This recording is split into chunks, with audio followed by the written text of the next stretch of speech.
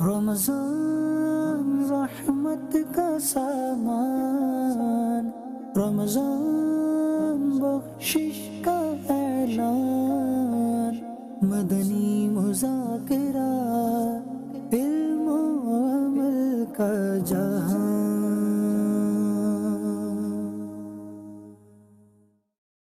اللہ کریم کے آخری نبی صلی اللہ تعالی علیہ وآلہ وسلم کا فرمان ہے، شب جمعہ اور روز جمعہ یعنی جمعرات غروب آفتاب سے لے کر جمعہ غروب آفتاب تک کی ہر گھڑی میں ایسے 10 لاکھ گناہ گاروں کو جہنم سے آزاد کیا جاتا ہے جو عذاب کے حقدار قرار دیے جا چکے ہوتے ہیں۔ تو اے عاشقان رمضان، بیان کردہ حدیث مبارکہ میں اللہ کریم کے کس قدر عظیم الشان انعام و اکرام کا ذکر ہے۔ ایک کاش اللہ کریم ہم گناہ گاروں کو بھی مغفرت یافتگان میں شامل کر لے۔ عصیاں سے کبھی ہم نے کنارہ نہ کیا، پر تو نے دل آزردہ ہمارا نہ کیا۔ ہم نے تو جہنم کی بہت کی تجویز، لیکن تیری رحمت نے گوارا نہ کیا۔ آمین بجاہ خاتم النبیین صلی اللہ علیہ وآلہ وسلم۔ صلو علی الحبیب صلی اللہ علی محمد صلی اللہ علیہ وآلہ وسلم۔ اے مومنو رب کا تمہیں مہمان مبارک، کہتے ہیں جسے سب ماہ غفران مبارک۔ ہاں وہ جو آیا پس شعبان مبارک، ہاں وہ جو آیا پس شعبان مبارک۔ رمضان مبارک تمہیں رمضان مبارک، رمضان مبارک تمہیں رمضان مبارک۔ ادھر آ کر اعتکاف کرنا جو ہے نا، اس سے سب سے بڑا فائدہ یہ ہوتا ہے کہ روحانیت ملتی ہے۔ ادھر ہر کام کا شیڈیول بنا ہوا ہے، اگر ہم اس شیڈیول کے مطابق عمل کریں تو کوئی بھی وقت یا ایک بھی سیکنڈ ہمارا نیکی کے بغیر نہ گزرے۔ الحمدللہ پہلے بھی زندگی میں اعتکاف کیا ہے، لیکن میں اگر کہوں کہ زندگی کا یہ میرا تاریخی اعتکاف ہے جہاں پر مجھے بہت کچھ نئی چیزیں سیکھنے کو مل رہی ہیں، علم دین سیکھنے کو مل رہا ہے۔ اعتکاف تو بندہ اپنے محلوں میں بھی کر لیتا ہے، لیکن جو ادھر علم دین سکھایا جاتا ہے، تیمم، غسل، نماز کے مسائل، وہ آج تک بعض لوگوں نے پڑھے بھی نہیں ہوتے جو ادھر سکھائے جاتے ہیں۔ پہلے تو یہ ہوتا تھا کہ اعتکاف کرتے تھے صرف قرآن پاک پڑھتے رہنا یا کوئی تسبیح وغیرہ کرتے رہنا، لیکن یہاں پہ آ کر حقیقی جو لطف ملا ہے، علم دین سیکھنے کو مل رہا ہے، ایسے ایسے مسائل سیکھنے کو مل رہے ہیں جو ہم نے کبھی سوچے، ہمارے وہم و گمان میں بھی نہیں ہوتے تھے۔ یہاں آنے کا مقصد یہ ہے کہ انسان ہر چیز یہاں سیکھتا ہے، وضو کا طریقہ، غسل کا، نماز کا، اور روزانہ فجر کے ٹائم مرشد نماز کا ایک نہ ایک رکن ہمیں درست کرنا سکھا رہے ہوتے ہیں۔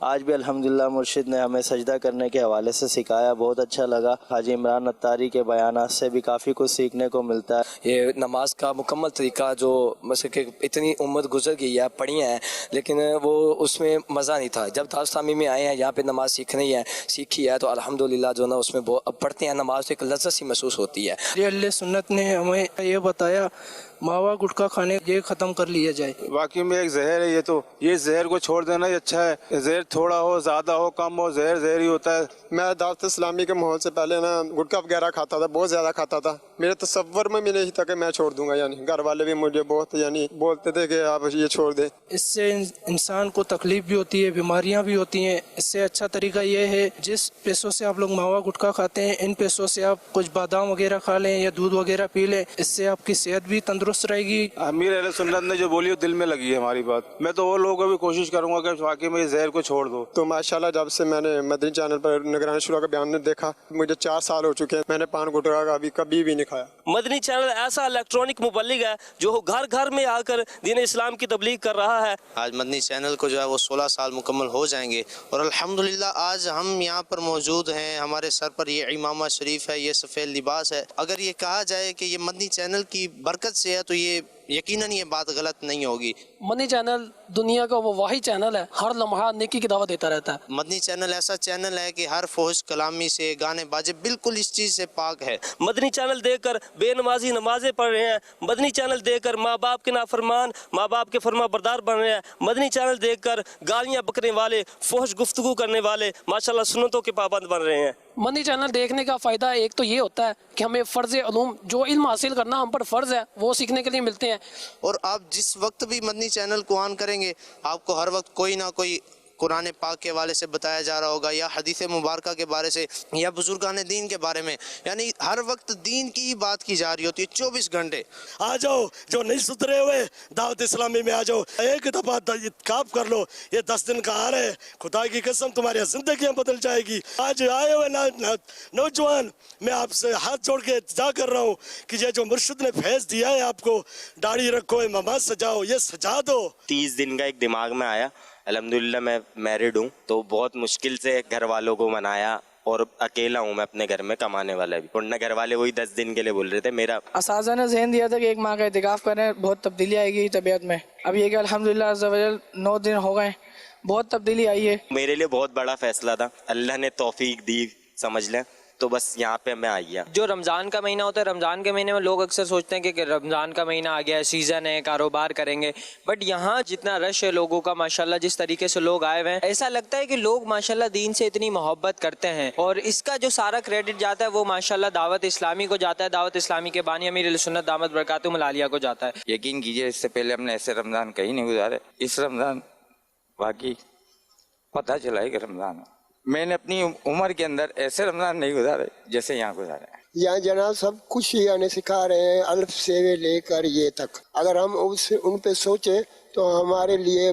بڑی یہ سوگات ہے۔ یہاں رمضان گزارنے کا مزہ اس لیے آ رہا ہے در مرشد کے اوپر، ایک تو سب سے بڑی بات ہماری حاضری ہے، اوپر سے نماز کے آداب، سنت آداب، کھانے پینے کے آداب، ہر چیز کے آداب سنتیں سکھائی جاتی ہیں، ہر چیز کے اندر سنتوں کی پابندی کی جاتی ہے، جو نوافل گھر پہ نہیں پڑھے جاتے رمضان میں بھی ان نوافل کی پابندی کی جاتی ہے یہاں پہ۔ سب سے پہلے یہاں مدنی حلقے جو لگتے ہیں ان میں سے بہت کچھ سیکھنے کو ملتا ہے، اور سیکھنے کے ساتھ ساتھ اس میں عمل بھی کیا جاتا ہے۔ یہاں پہ تو جو بندہ آ گیا اس کو زندگی جینے کا طریقہ پتہ چل گیا نا، ہم تو غفلت میں جی رہے ہیں نا، نماز پڑھنے کا طریقہ سب ہمیں بتایا جا رہا ہے نا، ہم اور اپڈیٹ ہو رہے ہیں نا دین میں۔ اب میں کسی چیز سے فیلڈ سے دور ہو جاؤں گا تو میں اس میں اپڈیٹ ہی نہیں ہوں گا۔ اب میں 6 سال بعد ادھر آیا ہوں تو میں اور اپڈیٹ ہو رہا ہوں نا، میں مجھے اور چیزیں، نئی چیزیں کچھ پتہ چل رہی ہیں۔ دین کے اس رستے پہ بتایا جا رہا ہے کہ ایسے چلنا ہے آپ کو، دنیا بھی ایسے لے کے چلنی ہے، دین بھی ایسے لے کے چلنا ہے۔ جس طریقے سے عوام یہاں پر آئی ہے اور جتنی محبت سے یہاں پر جو ہے نا لوگ آئے ہیں اور بیٹھے ہوئے، اور لوگ سیکھنے کا ذہن رکھتے ہیں ماشاءاللہ، اور سیکھ بھی رہے ہیں، ایسا نہیں ہے کہ خالی ہاتھ جا رہے ہیں، اور ایسے ماشاءاللہ سمجھانے کا طریقہ، بولنے کا طریقہ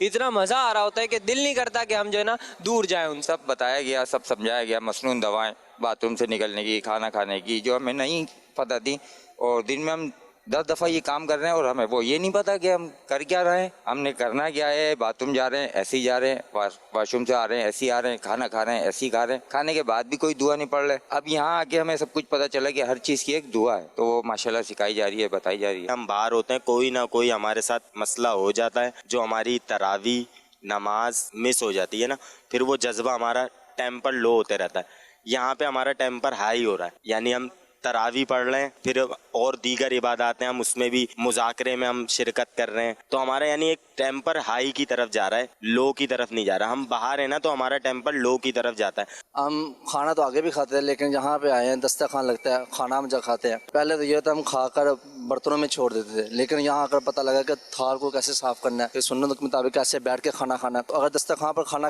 گر جائے اس کو اٹھا کر کھانا، ان چیزوں کا ہمیں پہلے نہیں پتا تھا۔ یہاں پہ بیٹھے ہیں، اب ہم باہر نکلیں جب تو ہم ایسے ہی رہیں، یہ بس ہماری دعا ہے کہ ہم کچھ نہیں، اب ہم اتنی عبادتیں یہاں کر رہے ہیں نا، ہم باہر جا کے پورے سال ہم ایسے ہی انشاءاللہ یہ نیت تو لے کے اٹھیں کہ ہم پورے سال ہماری ایک بھی نماز قضا نہیں ہو۔ میں تو کہوں گا آپ سب لوگ یہاں پر آئیں اور اسے جو ہے نا آپ دیکھیں، اس کا ایک الگ ہی لطف ہے، ایک الگ ہی مزہ ہے یہاں پر۔ میرے ابھی بھی دوست ہیں، ان کو میں نے دعوت دی ہوئی ہے، انشاءاللہ 10 دن کے اعتکاف میں آئیں گے، کچھ ان کا ذہن بنا رہا ہوں میں کہ یہاں پہ سحری ایسے ہوتی ہے، مذاکرے کی ویڈیو سینڈ کر دی، صبح نگران شورا کا بیان ہوتا ہے اس کی ویڈیو بنا کے سینڈ کر دی، تو اپڈیٹ رکھ رہا ہوں ان کو میں کہ ذہن بنے انسان کا، کہ گھر میں آپ سحری کر کے سو جاتے ہو، ہم یہاں پہ ایسے بیٹھے ہوئے، تو ان کا ذہن میں بنا رہا ہوں، انشاءاللہ 10 دن کے لیے آئیں گے دوست۔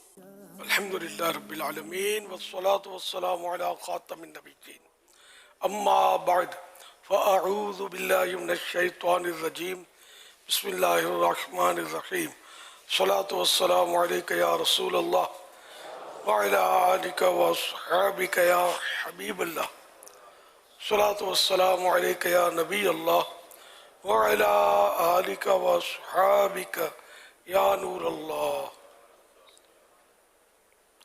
1445 ہجری کے ماہ رمضان شریف کی آج 11ویں شب ہے۔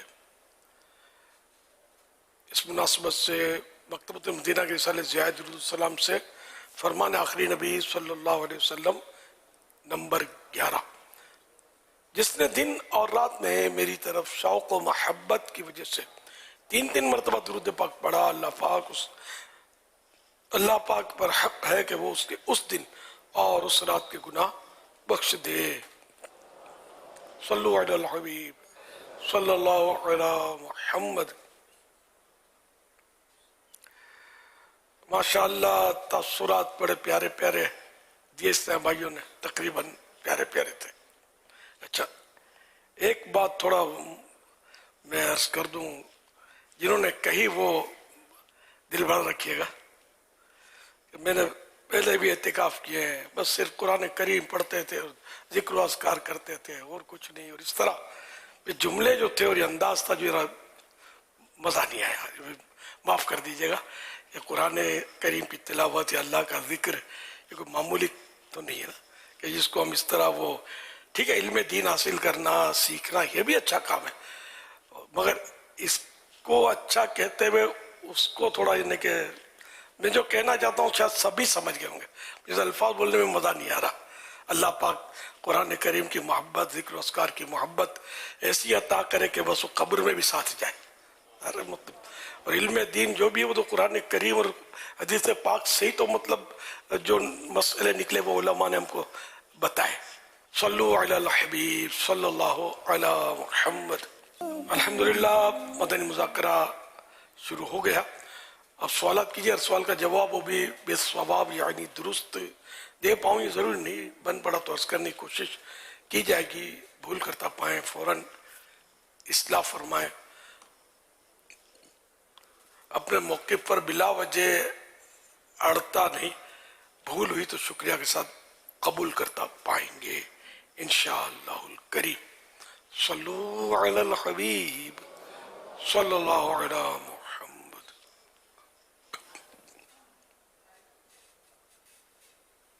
एक मसला पूछना था, रोजे की हालत में इंसुलिन लगा सकता है?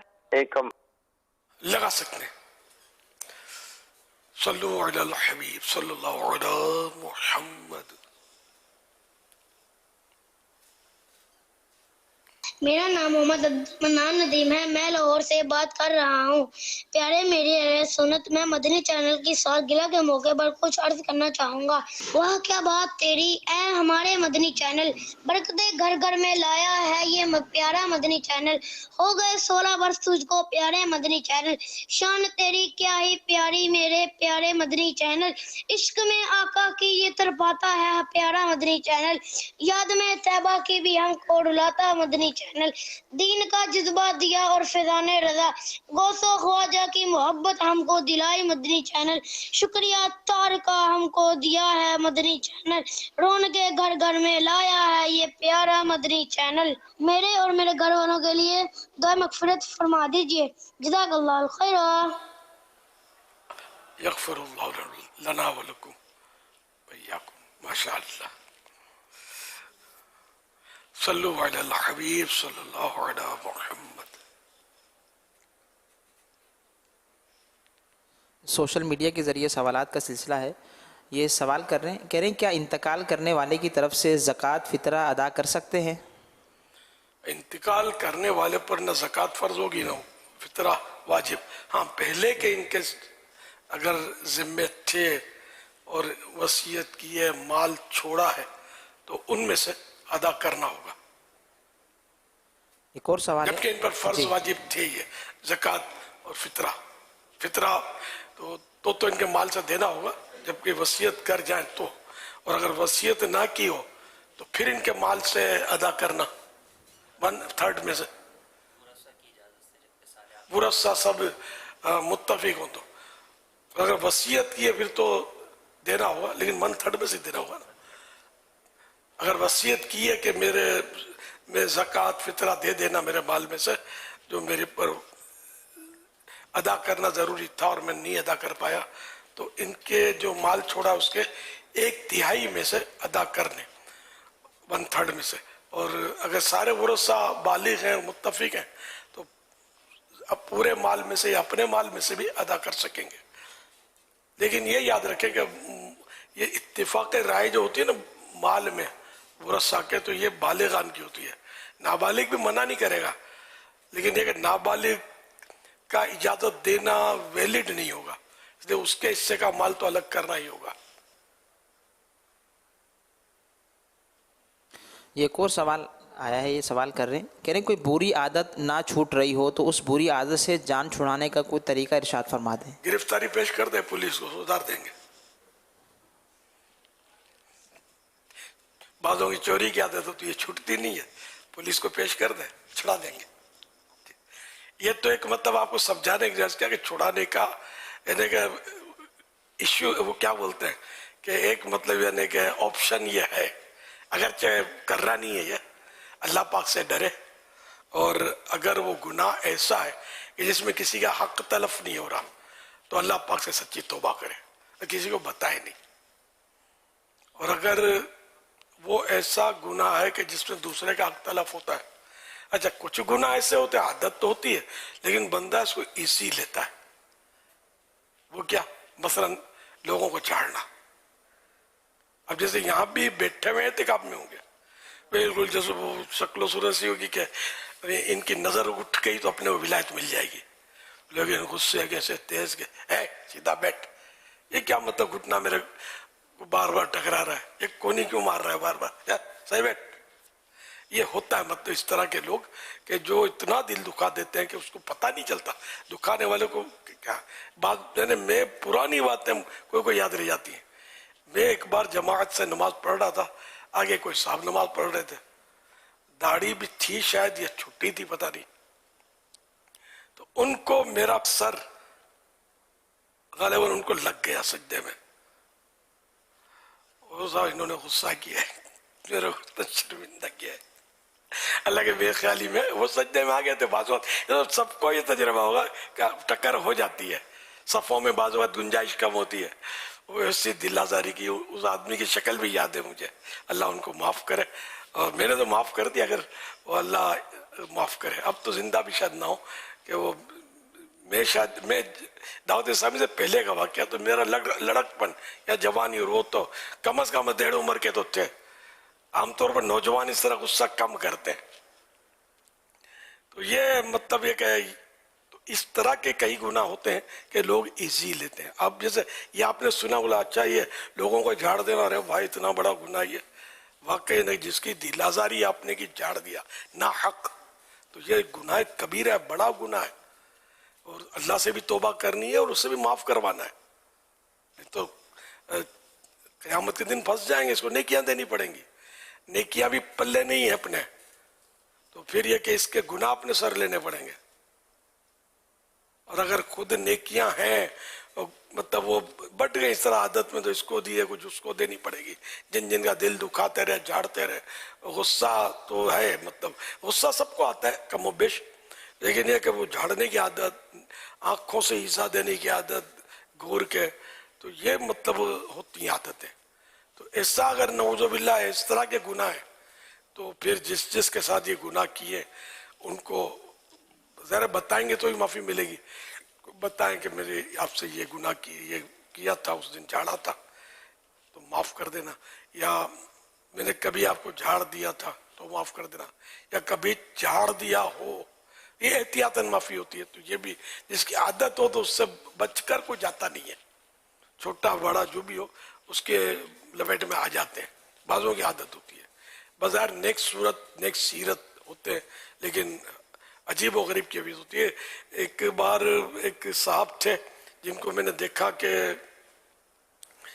جو میں ان کو مسجد میں پہلی صف میں ہمیشہ دیکھتا تھا، کالی داڑھی تھی، اس کا مطلب عمر زیادہ نہیں تھی، اور کبھی باتیں کرتے ان کو سننا یاد نہیں ہے. اتنی خاموش طبیعت، اور مسجد میں بیٹھے رہنا سر جھکا کر، بڑے عابد و زاہد وہ دیکھنے میں متاثر تھا ان سے. اچھا اب عید کا دن اتفاق سے میں گزر رہا تھا، دعوت اسلامی سے پہلے کا ایک غالباً واقعہ ہے. میں گزر رہا تھا، یہ سامنے سے تشریف لا رہے تھے، تو میں بڑی عقیدت سے کہ یار یہ نیک آدمی ہے، چلو سامنے سے آ رہے ہیں میں ان کی زیارت کروں. میں یوں کر کے گلے ملنے کے لیے عقیدت میں آگے بڑھا. यकीन माने यार ऐसा दिल दुखाया इन्होंने मेरे को, तो मेरा करके यूं मुझे हटा दिया। ये क्या यार, वो मेरा अकीदत का महल जो था धड़ाम से गिरा और जमीन बोस हो गया। तो ये कितनी, आप बताइए वो कितना खतरनाक इनका अमल था। चलो इनको कोई तकलीफ होगी, माना इनको कोई तकलीफ होगी, गले मिलने से तकलीफ होती होगी, ये तो हो सकता है। तो अगर ये यूं भी तो कह सकते थे कि माशाअल्लाह जरा मुझे तकलीफ है, आहिस्ता से, एक तो ये सूरत होती, या ये कि अगर आप मिलेंगे तो मुझे थोड़ा तकलीफ होगी, माफ करना, यूं करके वो हाथ अच्छी तरह तपाक से मिला लेते। कोई ऐसी सूरत मुमकिन तो है ना कि कोई बोले कि मुझे तकलीफ है, तो इसमें कौन नाराज होगा। लेकिन ये अंदाज जो था ना वो मुझे समझ में नहीं आया मेरी। तो ये भी होता है कि आदमी नेक सूरत होता है, लेकिन नेक सूरत होना ज़ाहिरी तौर पर नेक सीरत और बहुत अच्छे अच्छे अमाल भी बजा लाना, अखलाक ये भी दुरुस्त होने चाहिए। कि बस अखलाकी की वजह से बंदा जो है, हदीस पाक में फरमाना कि अच्छे अखलाक की वजह से बंदा वो रोज़ादारों और शब बेदारों, है ना, रोज़ादारों और रात का क़याम करने वालों का दर्जा पा लेता है। खुश अखलाक आदमी जिसके अखलाक, लेकिन अखलाक की तारीफ में सिर्फ यही नहीं कि हाथ अच्छी तरह मिलाया, पुरतबाक तारीफ, और भी वसी उसने मुआशरत या पूरा मतलब मुआशरे के हजार निज़ाम है, हजार बातें हैं, वो सब इसमें अखलाक में आ जाते हैं। बहुत सारी बातें आ जाती हैं, जैसे माँ बाप के साथ उसने सलूक, रिश्तेदारों के साथ अच्छा बर्ताव, पड़ोसियों के साथ अच्छा, सब अखलाक ही के अक़साम है। ये सब हो तो आदमी मतलब कहीं निकल जाए ना। अपने शर से दूसरों को बचाना, ये भी अखलाक ही की एक किस्म है कि दूसरे को हमारी तरफ से कुछ शर ना पहुंचे, बुराई ना पहुंचे। सल्लु अलल हबीब सल्लल्लाहु अलैहि मुहम्मद। ये एक और सवाल है, ये सवाल करने कह रहे शैतान तो अब कैद है, तो जब खाना खाएं और बिस्मिल्लाह पढ़ना भूल जाएं तो भी क्या शैतान खाने में शरीक हो जाता है? सर सरकश शयातीन का जिक्र तो हदीसों में है कि सरकश शयातीन जो है कैद के लिए जाते हैं। तो शैतान दरअसल वो जो शरीर जिन होता है उसको शैतान बोलते हैं ना, तो ये तो मतलब कैद में होते हैं। अच्छा, इबलीस, इसको भी मुफ्ती अहमद यार खान साहब रहमतुल्लाह ने लिखा कि भी कैद में होता है। जो शैतान आमतौर पे जो मशहूर है कि है ना शैतान, तो बड़ा शैतान वही है इन सब का बाप। और अपने साथ जब बच्चा पैदा होता है तो एक फरिश्ता पैदा होता है, उसके साथ एक शैतान पैदा होता है जिसको हमजाद कहते हैं फारसी में।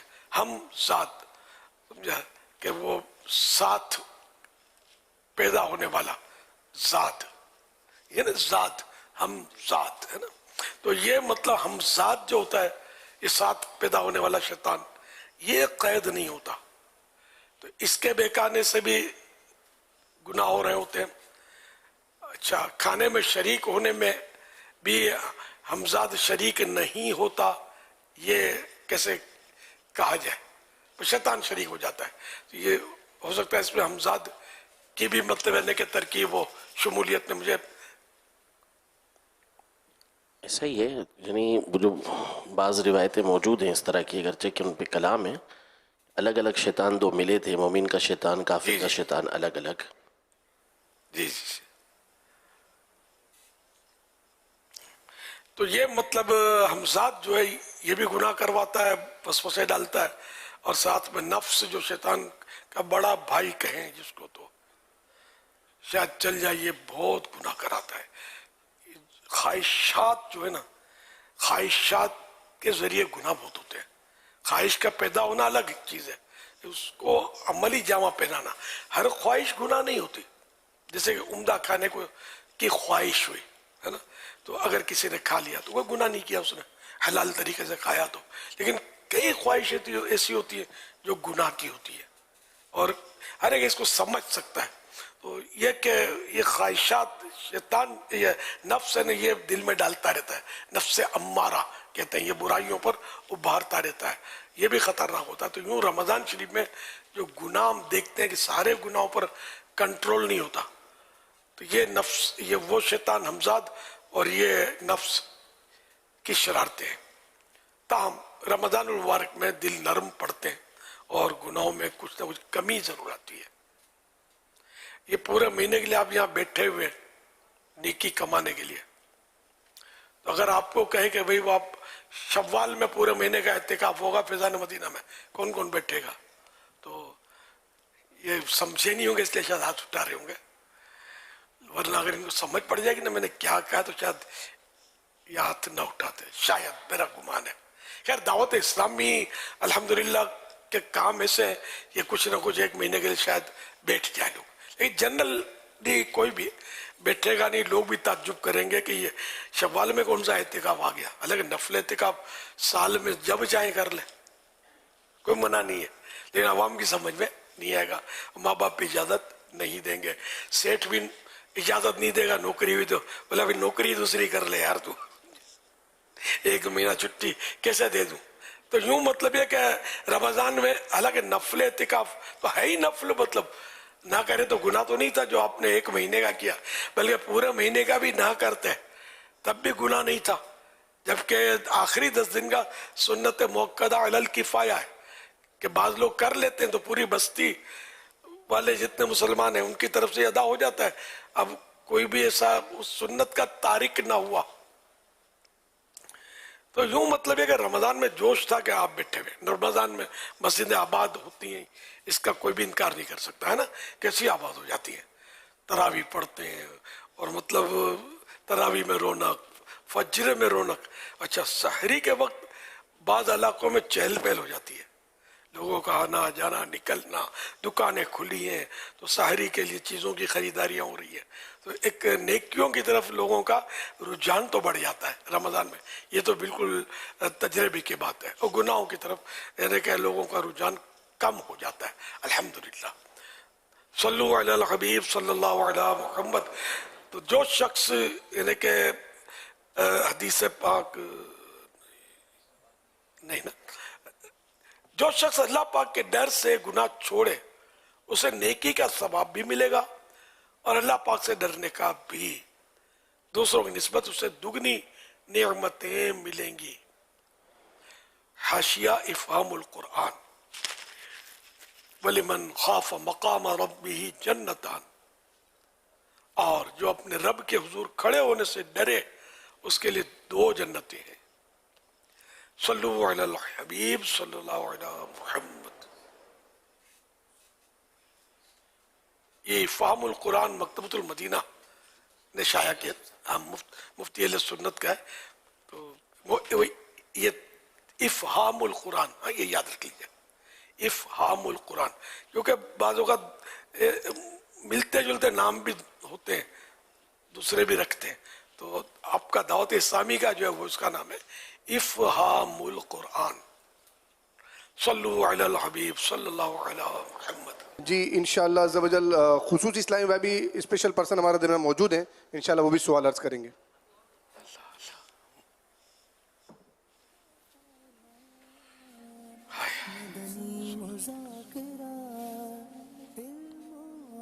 بسم اللہ الرحمن الرحیم. الصلاۃ والسلام علیک یا رسول اللہ. امیر اہل سنت السلام علیکم ورحمۃ اللہ وبرکاتہ. وعلیکم السلام ورحمۃ اللہ وبرکاتہ. میرا سوال یہ ہے کہ ہم ڈیف اسلامی بھائیوں کا زیادہ تر وقت سوشل میڈیا وغیرہ میں گزرتا ہے کیونکہ ہم بور ہو رہے ہوتے ہیں، تو اس کا صحیح استعمال ارشاد فرما دیں تاکہ ہم گناہ